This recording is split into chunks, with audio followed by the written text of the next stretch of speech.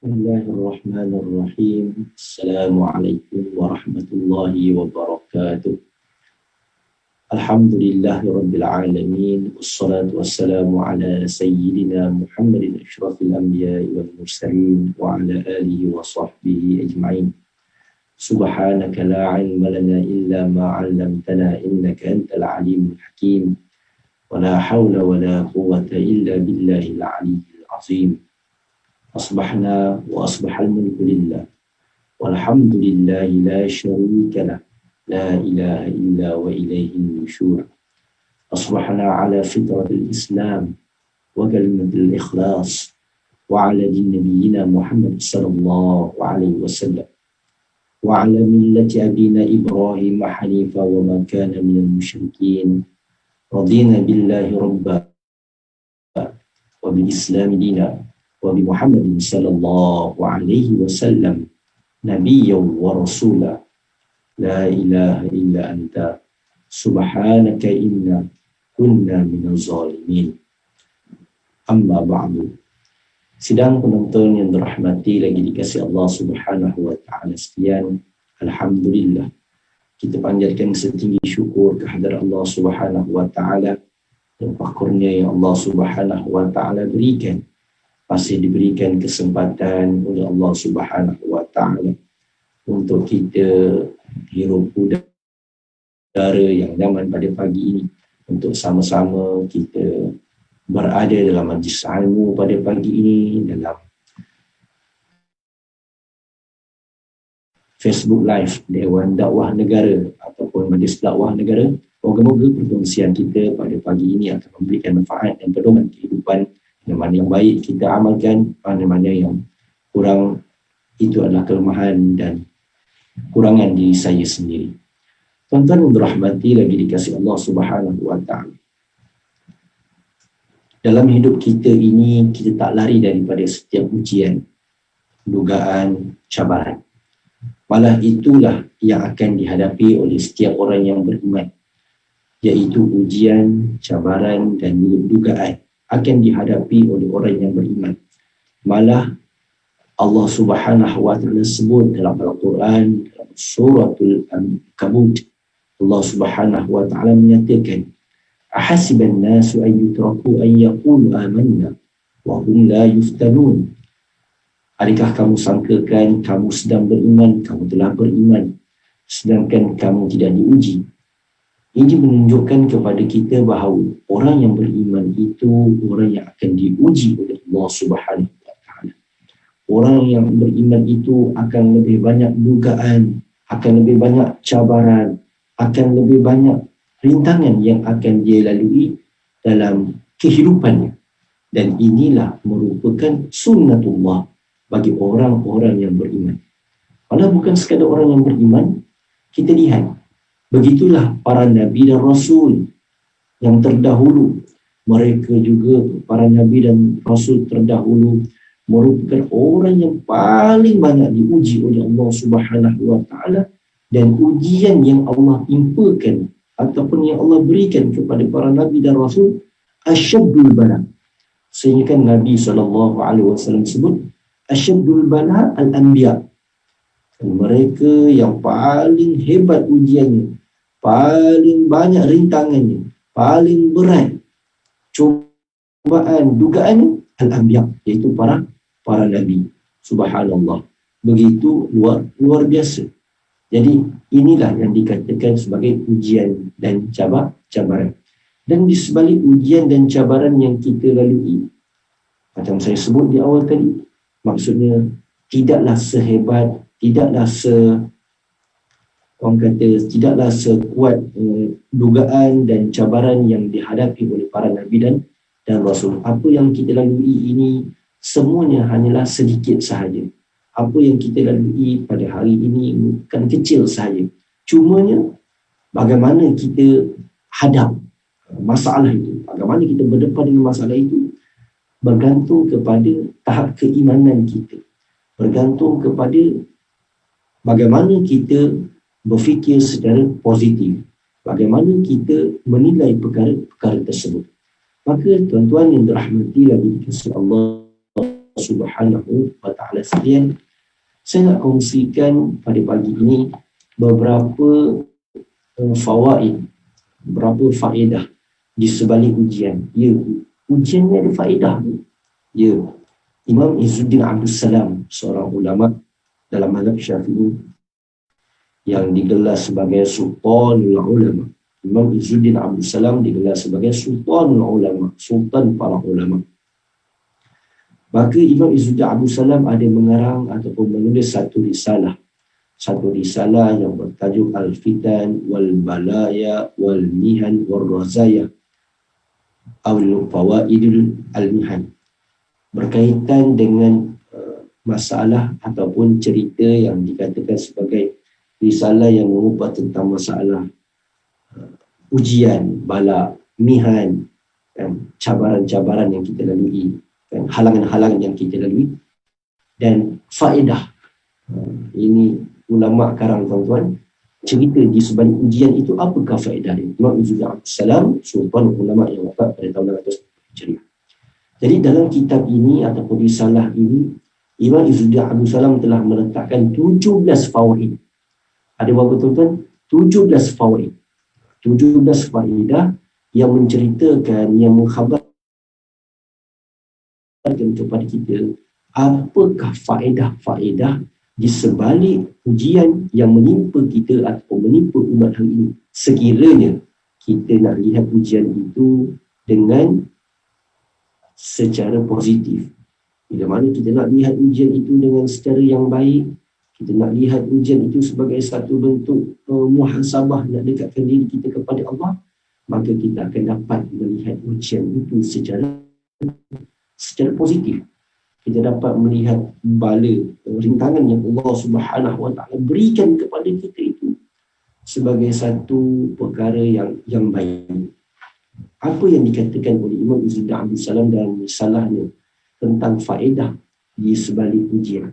Yang pertama, tuan-tuan yang dirahmati lagi dikasihi Allah, Imam Izzuddin Abdul Salam menyatakan di antara faedah di sebalik ujian dan cabaran yang kita lalui, rintangan yang kita lalui, mungkin bala yang begitu besar kita lalui itu, maka di sebalik ujian itu faedahnya yang pertama, kita dapat mengenal Allah Subhanahu wa ta'ala, ma'rifatul azul rabbubiyatil wa qahriha. Kita kenal Allah Subhanahu wa ta'ala, kita kenal akan keagungan Allah Subhanahu wa ta'ala, kita kenal akan kebesaran Allah Subhanahu wa ta'ala, kita kenal akan kekuatan Allah Subhanahu wa ta'ala, kita kenal akan kekuasaan Allah Subhanahu wa ta'ala, kita kenal akan kehendak Allah Subhanahu wa ta'ala, iradatullah, dan kita kenal bagaimana hebatnya Allah Subhanahu wa ta'ala. Barulah kita sedar, barulah kita tahu bahawa di sebalik ujian itu, kita ini sebagai manusia tak ada apa-apa. Allah Subhanahu wa ta'ala itulah yang maha berkuasa. Allah Subhanahu wa ta'ala itulah yang maha agung. Allah Subhanahu wa ta'ala itulah yang maha berkehendak di sebalik kehendak kita. Allahu Akbar. Ini antara faedah yang pertama yang disebut. Bila kita kenal Allah, begitulah hakikatnya manusia ini, sahabat-sahabat, tuan-tuan yang dirahmati lagi dikasihi Allah. Bila mana dia diuji, barulah dia ingat kepada Allah. Kalau dia tidak diuji, kadang-kadang kita lupa. Bila mana kita diuji oleh Allah Subhanahu wa ta'ala, barulah kita fikir, Allah aku ni dah lama tak solat. Bila dia uji, baru dia nak solat. Bila dia uji, barulah dia nak mendekatkan diri dia kepada Allah Subhanahu wa ta'ala. Ketika mana dia uji, barulah dia nak sebut Allah, Allah, Allah. Ketika mana dia uji, ma'rifatullah. Ketika itulah baru dia nak kenal Allah Subhanahu wa ta'ala. Ya Allah, aku tak ada kuasa, Engkau yang maha kuasa. Ya Allah, aku ni lemah, Engkau yang maha kuat. Ya Allah, tiada yang aku punya melainkan semua adalah pinjaman daripada-Mu, Ya Allah. Ya Allah, ya Tuhanku, kan aku serba kekurangan, Ya Allah. Engkau yang maha sempurna, Ya Allah. Ya Allah, ya Tuhanku, aku miskin, Engkau yang maha kaya. Ma'rifatullah, dikenal Allah Subhanahu wa ta'ala. Berapa ramai hari ini bila mana mereka diuji, maka mereka kenal kepada Allah Subhanahu wa ta'ala. Barulah teringat untuk untuk solat 5 waktu, barulah teringat untuk kembali kepada perintah Allah Subhanahu wa ta'ala, barulah teringat untuk kembali kepada apa yang Allah Subhanahu ajarkan, barulah kembali untuk membuka Al-Quran Karim, nak mempelajari tentang firman-firman Allah, nak beribadat kepada Allah Subhanahu wa ta'ala. Itu di sebalik hikmah ujian, fawaid, faedah ujian yang datang itu, dia membawa manusia itu mengenal Allah Subhanahu wa ta'ala. Allah. Ini antara hikmah yang besar. Hikmah yang paling besar bila mana manusia itu kenal Allah Subhanahu wa ta'ala. Yang kedua, sahabat-sahabat yang dirahmati lagi dikasihi Allah, apakah hikmah di sebalik ujian, cabaran, dugaan, rintangan yang kita lalui ini? Kata Imam Izzuddin Abdul Salam, ma'rifatu hillatul ubudiyyati wa kasriha, iaitu kita mengenal akan diri kita. Tadi kita kenal Allah, kemudian kita kenal akan diri kita dengan penuh sifat kehambaan. Inna lillahi wa inna ilaihi raji'un. Bila mana kita ditimpa ujian, kita ditimpa musibah, qalu inna lillahi wa inna ilaihi raji'un. Sesungguhnya kan kepada Allah dan daripada Allah kita akan kembali. Inna lillahi wa inna, dan sesungguhnya ilaihi, kepada Allah, raji'un, kita akan kembali. Jadi di sini nak beritahu kepada kita antara faedah bila mana manusia itu diuji, bukan sekadar manusia itu dia kenal Allah, tapi dia kembali kepada Allah. Kita hari ini bukan kita tak tahu Allah tu wujud, kita tahu Allah itu maha berkuasa, tetapi bila kita mana kita tidak diuji, kita masih ada sifat takabur dalam diri, kita masih ada sifat nak riak dalam diri, kita masih ada sifat ujub dalam diri kita, kita masih ada sifat sombong, kita masih ada sifat bongkak. Na'udzubillah min zalik. Tetapi bila kita diuji oleh Allah Subhanahu wa ta'ala, di saat dalam ujian tadi, dalam kesusahan tadi, dalam cubaan yang Allah Subhanahu wa ta'ala berikan kepada kita tadi, maka kita dah tahu dah kita ni lemah. Bila kita dah tahu kita ni lemah, kita ni semua kekurangan, inna lillahi wa inna ilaihi raji'un, kita akan kembali kepada Allah Subhanahu wa ta'ala. Dan kita kembali itu dengan apa dia? Dengan sifat kehambaan. Kita kembali kepada Allah itu dengan sifat ubudiyah kita, kehambaan kita, rasa penghinaan kita, rasa lemah kita, rasa tunduknya kita. Sebab apa? Kita hamba. Baru kita kenal Allah itu Allah, kita ni makhluk. Siapa khalik, siapa makhluk, kita kenal. Ini tuan-tuan yang dirahmati lagi dikasihi Allah Subhanahu wa ta'ala. Di sebalik ujian tadi, maka dia mendatangkan satu hikmah, manusia tersedar, manusia itu tersentak, dia terjaga daripada lamunan, macam lamunan terhenti. Dan bila mana dia melamun, terhenti lamunannya tadi, dia sedar bahawa Allahu Akbar, kan?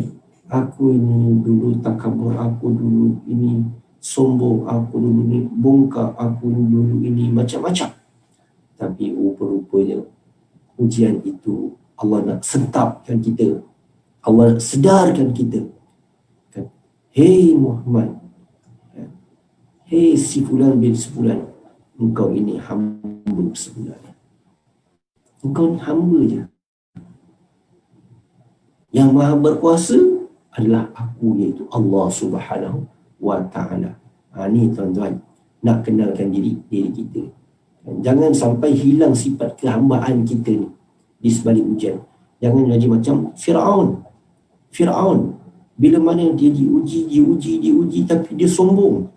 Bila mana datang Nabi Musa AS dan Nabi Harun nak berdakwah kepada dia, supaya menerima Islam. Dia sombong, dia takabur, dia bongkak. Malah dia mengatakan dirinya sebagai Tuhan. Tapi bila mana Allah uji, Allah azab dia, kan, dia tenggelam dalam laut, kan, dalam laut apa? Laut Merah. Bila mana dia melalui Laut Merah yang terbelah itu, kan, untuk mengejar Nabi Allah Musa AS. Kan, bila mana Nabi Allah Musa telah lepas daripada Laut Merah yang terbelah itu, Allah tutup balik semula laut.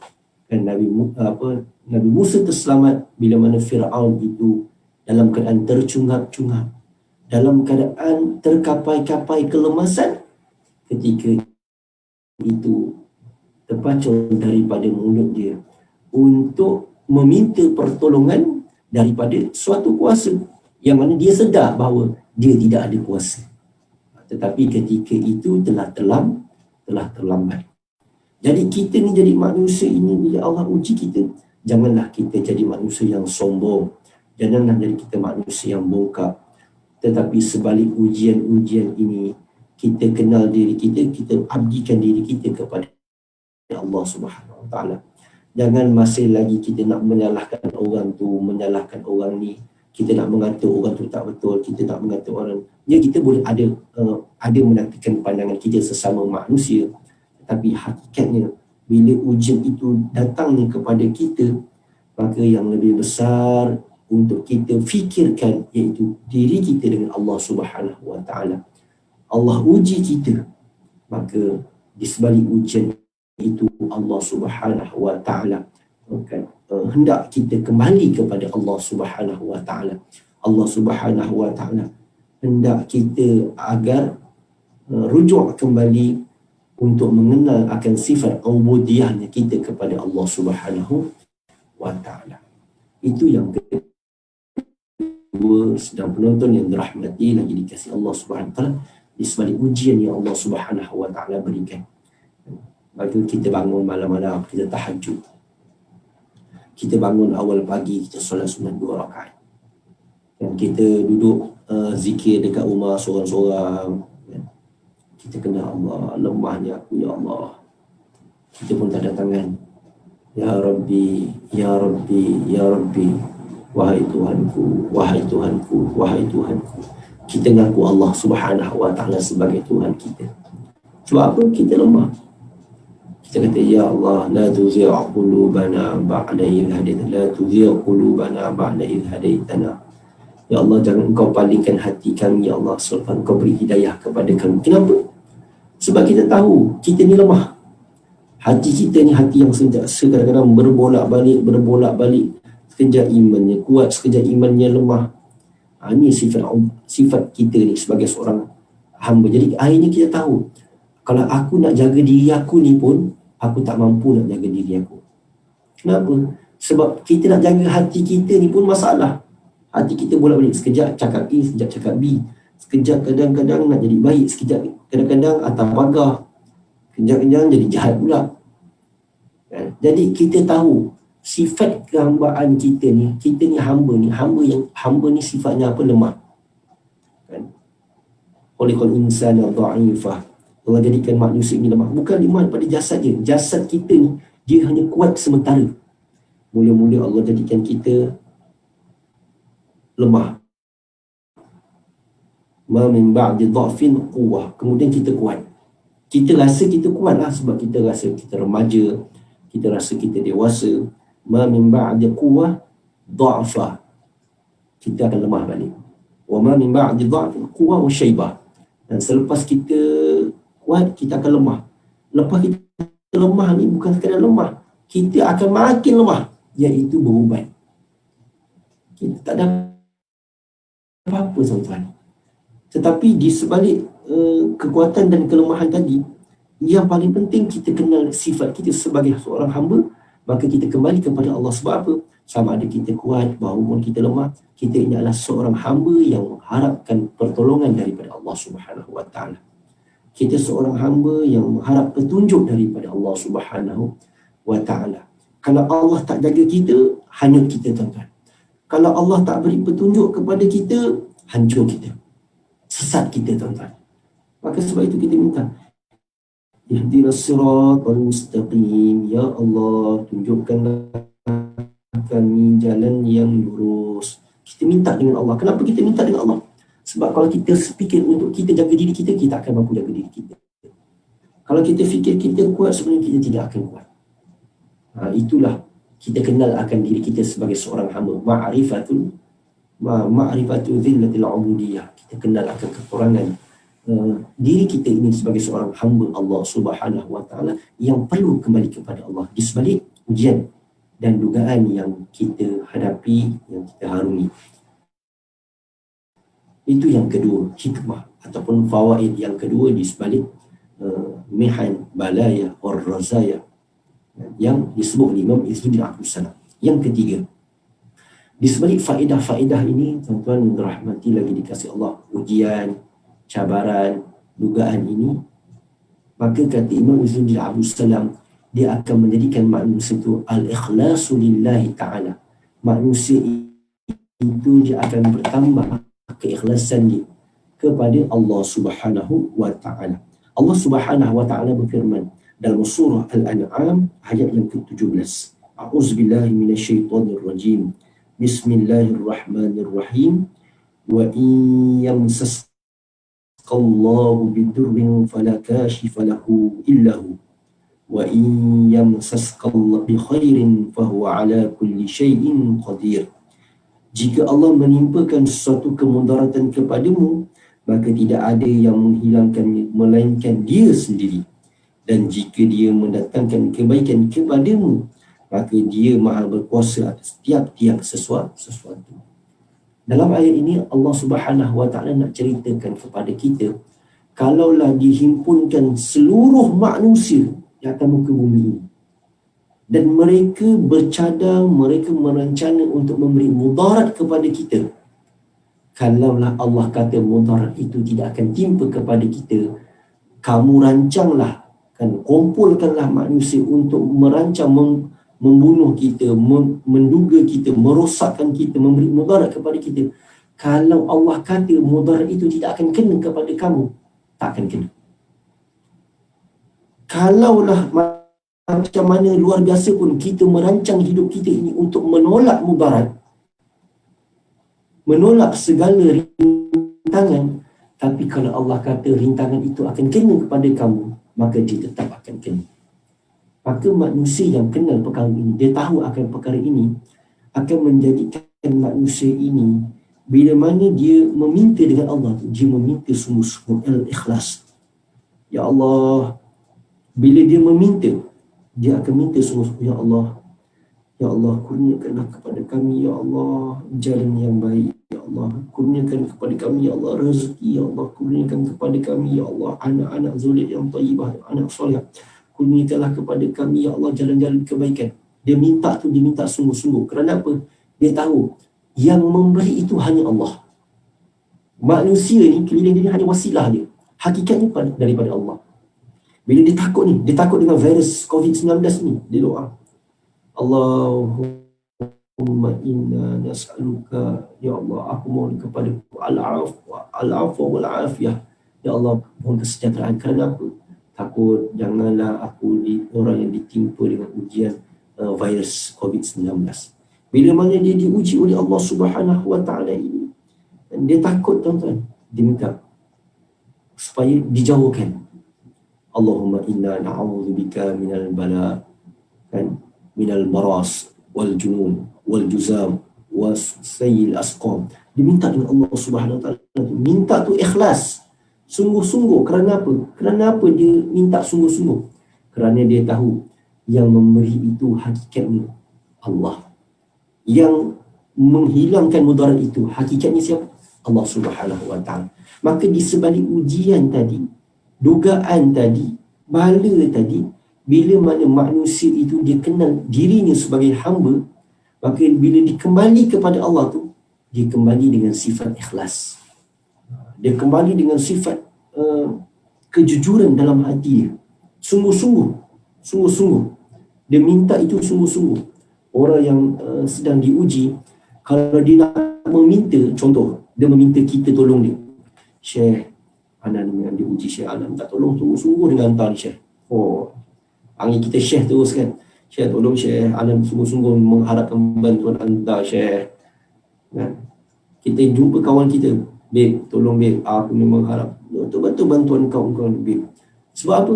Sebab dia uji, dan ketika mana dia meminta tu, dia meminta rayuan dia tadi ikhlas daripada hati dia. Dia bukan minta saja-saja suka-suka. Kita juga tuan-tuan, bukan tak pernah kita berdoa juga. Kita berdoa supaya Allah jauhkan kita daripada bala. Kita doa juga supaya Allah berikan al-afiah, kesihatan kepada kita. Tetapi kadang-kadang di saat kita diuji, di saat kita diberikan cabaran, kita diberikan dugaan oleh Allah Subhanahu Wa Taala, di saat itu hati kita ini lebih ikhlas dalam kita meminta kepada Allah, lebih ikhlas dalam kita memohon kepada Allah. Kita sungguh-sungguh. Sebelum kita baca Allahumma inna nas'aluka al-'afwa wal 'afiyata wal daima fi dunya wal akhirah wal fawza bil jannah wan najata minan nar wa 'afwan minal hisab. Allahumma inna na'udzubika minal bala' wal waba' wal amrad wal asqam. Allahumma salli ala sayyidina Muhammad wa ala. Biasa je. Kenapa? Sebab ujian tu tak datang.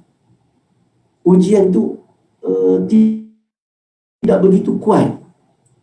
Tetapi bila ujian itu kuat, bila bala itu besar, bila cabaran itu getir sangat menimpa kita, di saat itu kita tak adalah doa Allahumma inni kita a'udzubillahi minasyaitonir rajim. Bismillahirrahmanirrahim. Allahumma inna nas'aluka 'afwa wal 'afiyah wal mu'afata ad-da'imah fid din wad dunya wal akhirah wal fawza bil jannah wan najata minan nar wal 'afwa minal hisab. Allahumma ya hayyu ya qayyum. Allahumma ya hayyu ya qayyum. Ya dzal jalali wal ikram. Ya Allah, ya Rahman, ya Rahim. Di saat itu kita minta itu dengan ikhlas, sungguh-sungguh daripada hati kita, bukan main-main lagi, bukan relax-relax, steady, tenang-tenang, tidak. Maka keikhlasan itu datang daripada hati kita. Allahumma inna na'udzubika minal bala'. Allahumma inna na'udzubika minal baras wal junun wal juzam was sayyi'il asqam. Allahumma a'inna ala dzikrika wa syukrika wa husni ibadati ya muqallibal qulub tsabbit qulubana ala dinika wa ala ta'ati. Kita minta dengan ikhlas, tuan-tuan. Ikhlas itu akan terbit daripada hati kita sungguh-sungguh. Ketika itulah air mata menangis, kepala kita khudu', kita tunduk, kita sungguh-sungguh. Itu tuan-tuan. Datang keikhlasan daripada hati kita di sebalik ujian dan dugaan yang Allah berikan kepada kita. Bukan senang. Itu yang ketiga. Yang keempat, apakah faedah di sebalik ujian yang Allah berikan kepada kita?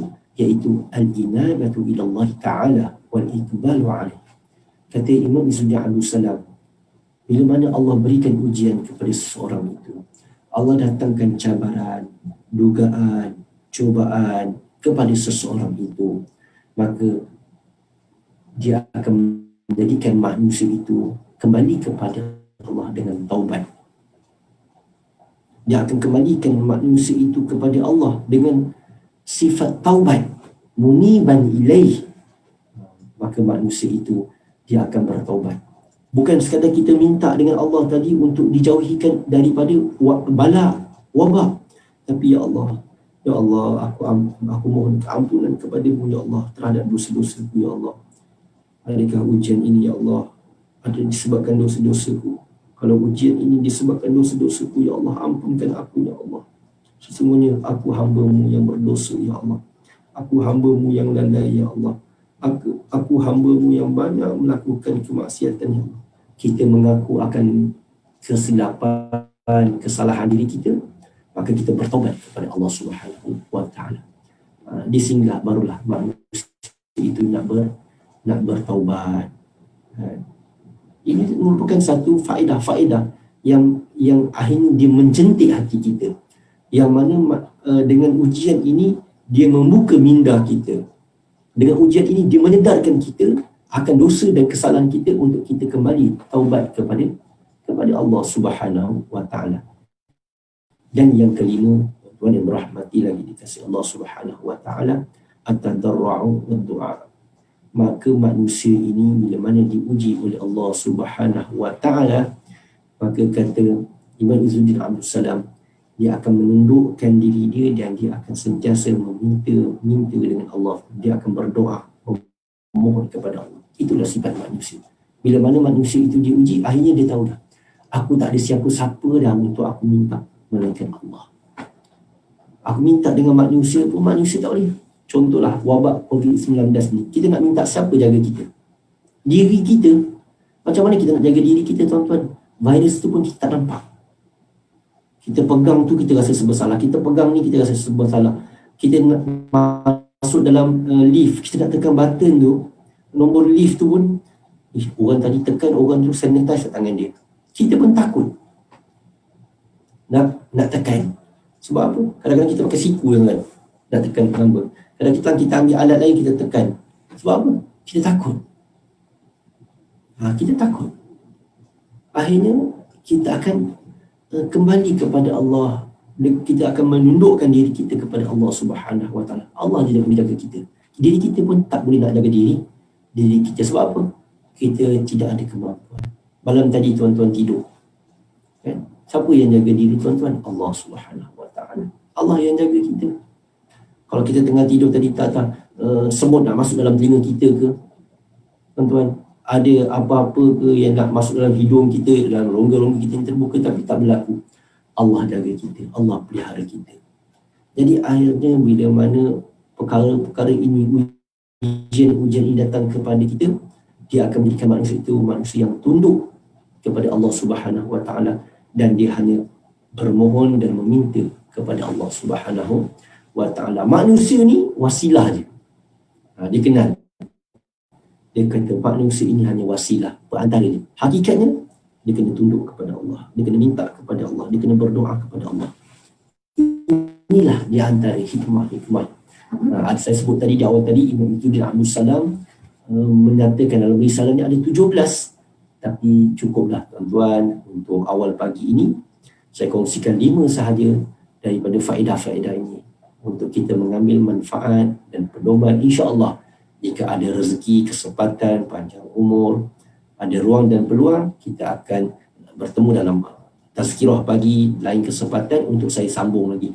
Mungkin kita akan bincang lagi 5, kita akan bincang lagi 5. InsyaAllah, moga-moga Allah Subhanahu wa taala memberikan kepada kita kekuatan untuk kita berhadapan dengan ujian-ujian, dugaan-dugaan yang sedang melanda negara kita dan juga dunia secara umumnya. Moga-moga Allah Subhanahu wa taala memelihara kita daripada fitnah akhir zaman yang kadang-kadang luar daripada pemikiran kita. Kita tak sangka pun tiba-tiba fitnah itu berlaku. Jadi kita minta dengan Allah, Allah jauhkan kita dari fitnah akhir zaman, bala dan ujian-ujian ini akan ada. Tetapi biarlah apa yang kita lalui itu yang kita mampu. Dan yang kita mampu untuk berhadapan dengannya, yang masih boleh memperkuatkan iman dan juga amal-amal kita. Kita bimbang, ujian itu datang, bala itu datang, cabaran itu datang, iman kita tertanggal. Na'udzubillah min zalik. Jangan tuan-tuan. Maka mintalah sungguh-sungguh dengan Allah Subhanahu wa taala di sebalik ujian dan cabaran yang Allah SWT berikan kepada kita. Moga-moga iman kita makin mantap, amal kita makin banyak, hati kita makin ikhlas, makin tunduk, hati kita makin khusyuk dalam kita beribadat kepada Allah Subhanahu wa taala. Jadi sekadar itu yang dapat saya kongsikan pada pagi ini dalam tazkirah pagi. Moga-moga sedikit perkongsian ini memberi manfaat dan pedoman kehidupan saya, dan mana-mana yang baik tuan-tuan ambil dan amalkan, sebar-sebarkan. Moga-moga ada kebaikan untuk kita bersama. Dan jangan lupa tuan-tuan, tuan-tuan boleh menonton rancangan ataupun tazkirah pagi Dewan Dakwah Negara ini. Boleh layari YouTube Dewan Dakwah Negara, boleh subscribe dekat sana. Tuan-tuan boleh share link-link yang ada. Di samping yang sama, tuan-tuan boleh menyumbang kan dalam tabung Dewan Dakwah Negara dalam nombor akaun yang tertera di bawah, nombor akaun RHB Bank, untuk menyemarakkan lagi program-program dakwah yang diselenggara ataupun yang dilakukan oleh Dewan Dakwah Negara, insya-Allah. Moga-moga kita dapat mengambil manfaat dan saham sama-sama menyebarkan kebaikan. Qul qauli hadza astaghfirullahalazim li wa lakum, afwan minkum. Assalamualaikum warahmatullahi wabarakatuh.